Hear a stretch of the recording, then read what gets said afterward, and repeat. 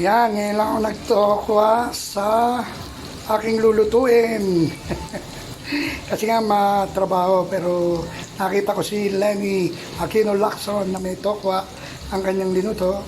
Hinaya ko na. Wala naman na kasi akong ginagawa. Kaya, make it better. Sinali ko sa bago, ang hirap aluin doon sa maliit.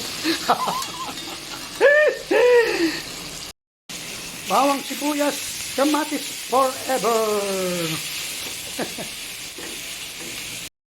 Patis forever din. Pampabango sa kapitbahay.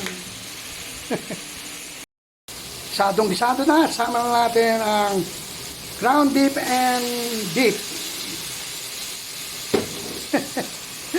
Dalawang klase, ano? Okay.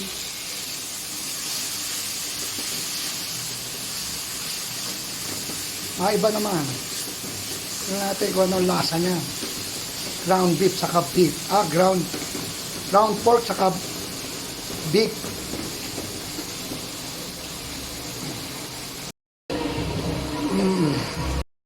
Dahil sa malambot lang ang beef na yan, lagyan na natin ang toge!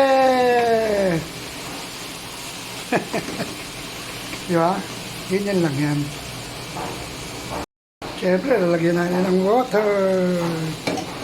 Makuluan lang yan hanggang lumambot. Siyempre, lagyan natin ng sarap, saka asin. Ayan, magkasama na. Okay. Sama na rin natin ang pinarito. Tokwa.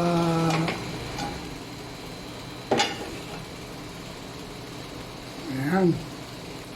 Okay, ayan, ating kumulo ng kumulo. At ayan na po, kumulo-kulo na. Pwede nang haluin. Andiyan ang sarap. Uy. Ayos. Hintayin lang natin malutong mabuti ang toge. Pero iba, hilaw yan, kinakain. Luto na! Thank you for watching. I love you all. Bye-bye. Uy, mausok. Oh, masarap eh, diba? Oh. Yan ang aming lunch.